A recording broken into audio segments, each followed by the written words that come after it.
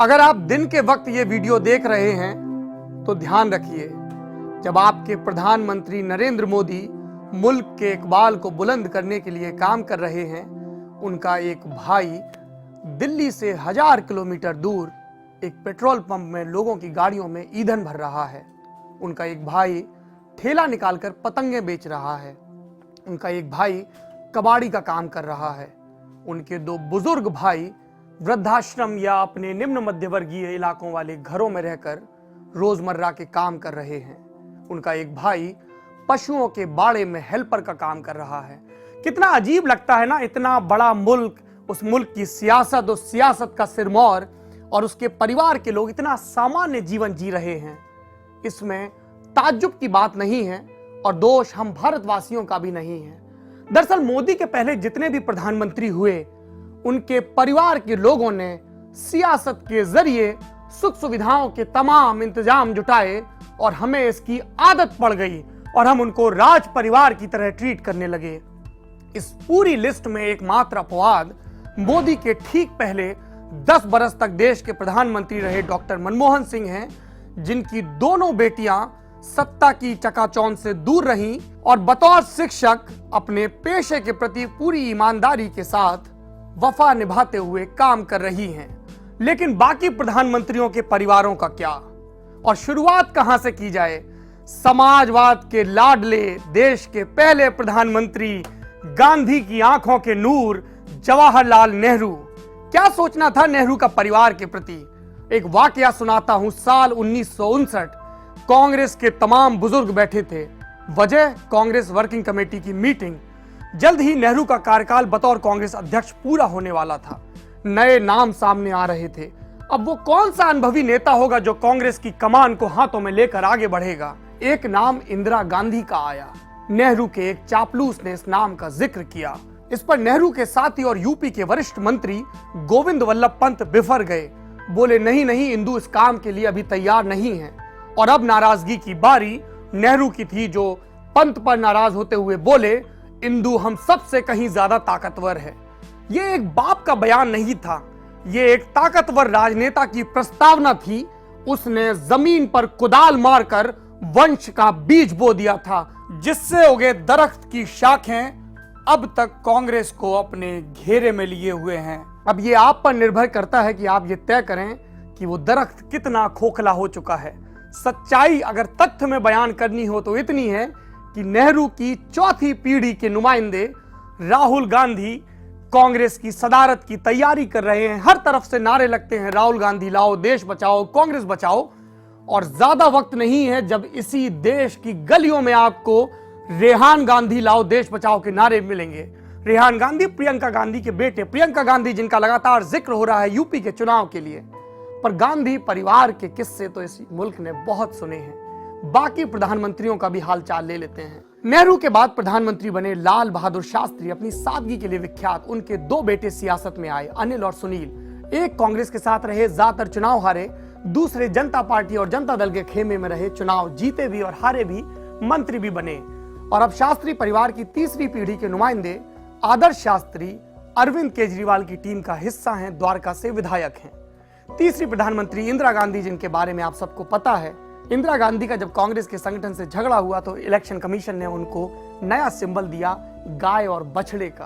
और इंदिरा जब अपने दम सत्ता पर काबिज हुई तो बहुत जल्द उनके छोटे बेटे संजय गांधी ने पहले तो मम्मी का सहयोग करना शुरू किया और फिर पूरी पार्टी और सरकार को अपने हाथ में लेने की कवायद शुरू कर दी।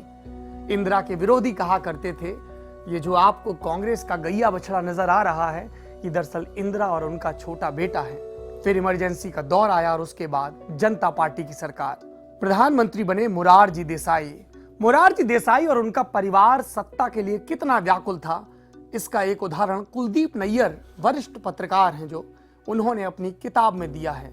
ये वाकया नेहरू की मौत के बाद का है। लुटियंस दिल्ली में कांग्रेस के अलग अलग धड़े प्रधानमंत्री के पद पर अपनी दावेदारी जता रहे थे और ऐसे वक्त में मोरारजी देसाई के बेटे कांति अपने ही बाप के बंगले में लॉबिंग खुलेआम कर रहे थे। पत्रकारों के सामने भी अपने दावे को बताने से हिचक नहीं रहे थे, नंबर गिनवा रहे थे। लेकिन अगले रोज जब अखबार में ये खबर छपी कि अभी तो नेहरू की चिता भी शांत नहीं हुई और मोरारजी देसाई अपने बेटे के जरिए सत्ता पर दावेदारी कर रहे हैं।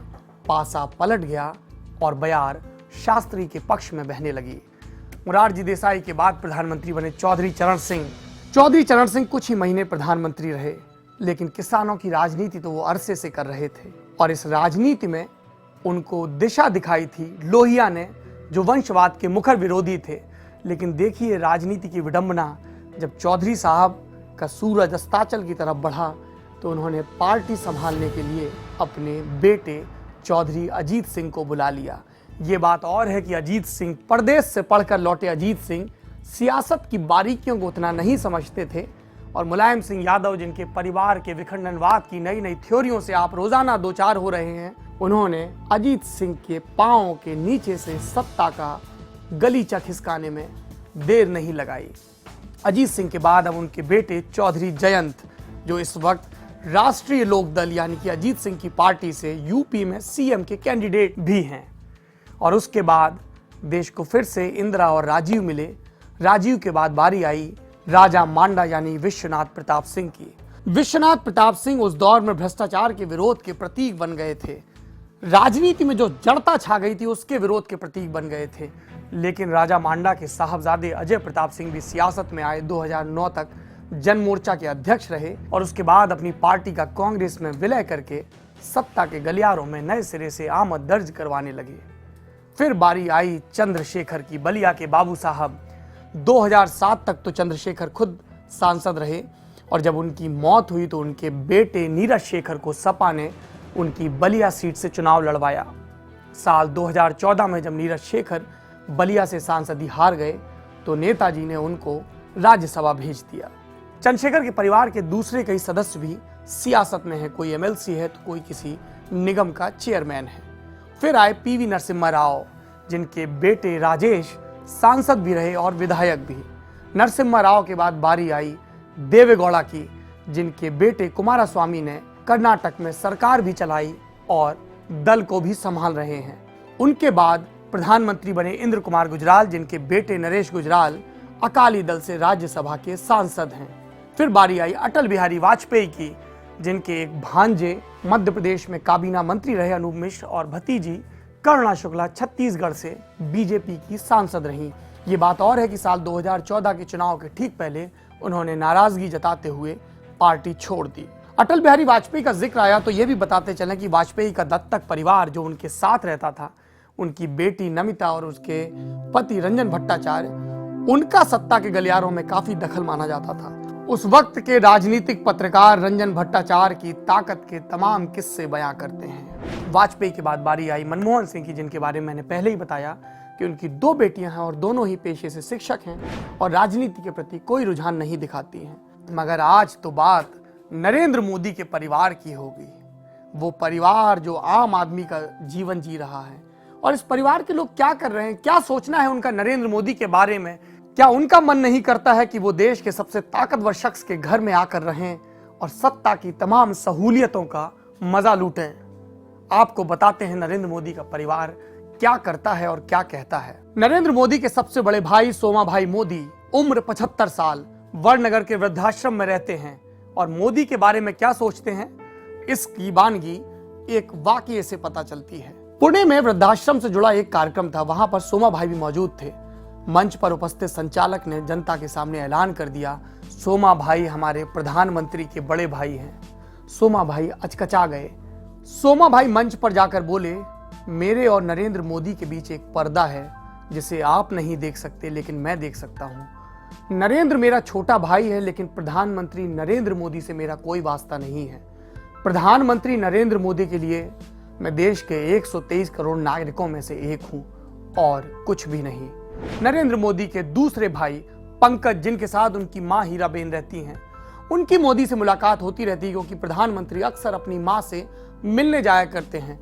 पंकज की आर्थिक स्थिति भी बाकी भाइयों के मुकाबले बेहतर है क्योंकि वो इंफॉर्मेशन डिपार्टमेंट में अफसर के तौर पर काम करते हैं। मिलिए प्रधानमंत्री के दूसरे बड़े भाई से, नाम अमृत भाई मोदी। एक निजी कंपनी में फिटर का काम करते थे, 10,000 रुपए पगार मिलती थी। 72 की उम्र है, रिटायर हो चुके हैं। एक बेटा है संजय जो छोटा मोटा काम करता है। परिवार ने बड़े जतन के साथ पिछले बरस एक मारुति खरीदी है, जो घर के बाहर अक्सर तिरपाल से ढकी रहती है, खास मौकों पर निकाली जाती है। संजय के पास एक ऐसी चीज है जो उन्हें लगता है कि जब वो अपने नरेंद्र काका को दिखाएंगे तो उनकी आंखों में चमक आ जाएगी। दरअसल 70 के दशक में जब नरेंद्र अपने भाई अमृत भाई के साथ रहते थे तो लोहे की एक भारी सी आयरन का इस्तेमाल करते थे अपने कपड़ों में इस्त्री करने के लिए। संजय ने वो इस्त्री संभाल कर रखी हुई है। वो कहते हैं, काका के लिए तो ये किसी टाइटैनिक के डूबे टुकड़े के मिलने जैसा होगा, मैं उनको ये जरूर दिखाऊंगा। घर में काका के पुराने वक्त की याद दिलाता सिन्नी का एक पंखा भी मौजूद है। और ये है प्रधानमंत्री नरेंद्र मोदी के चौथे भाई अशोक भाई मोदी, प्रधानमंत्री के चाचा नरसिंह दास के बेटे।